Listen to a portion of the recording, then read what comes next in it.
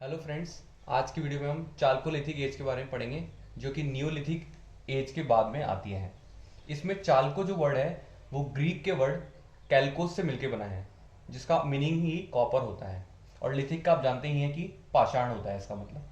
इस एज में जो स्पैन है इसका वो 2000 बीसी से 7000 बीसी में है, वो इंडिया की ऊपर है।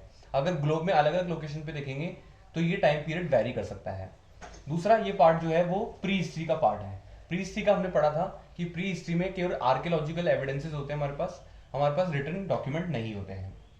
और इसको हम कॉपर एज बोलते हैं, चाल्कोलिथिक एज को। और कॉपर एज इसलिए बोलते हैं क्योंकि इसमें एक्सटेंसिवली मेटल वर्किंग में कॉपर का यूज होता है।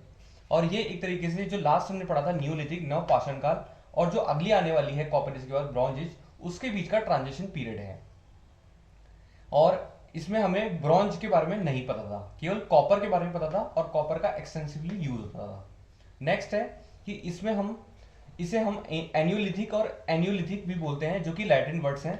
बेसिकली ये दोनों वर्ड्स जो हैं वो यूरोपियन एरिया में ज़्यादा यूज किए जाते हैं as compare to chalcolithic word के टर्म की जगह।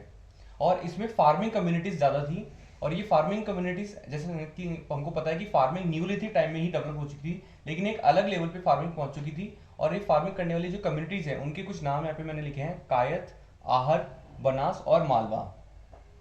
नेक्स्ट इसमें है कि ये स्मेल्टिंग ऑफ कॉपर करते थे, जो कि लो टेम्परेचर पे होती थी एज कम्पेयर टू आयरन। और वैसे भी हमें आयरन के बारे में यहाँ पे नहीं पता था। और यहाँ पर कॉपर के टूल्स का यूज किया जाता था। जैसा कि न्यूलिथिक में हमने पढ़ा था कि पॉलिश टूल्स यूज करते थे हम, अब वो पॉलिश टूल्स कॉपर के बनने लग गए थे। इसके अलावा यहाँ पे फूड की अपनी रिक्वायरमेंट्स को पूरा करने के लिए यहाँ के लोग हंटिंग, फार्मिंग और फिशिंग भी किया करते थे। इसके अलावा जो पोट्री है, जो पहले ही हम बात कर चुके हैं कि पोट्री जो है वो न्यूलिथिक एज में डेवलप हो चुकी थी फंडामेंटरी लेवल की।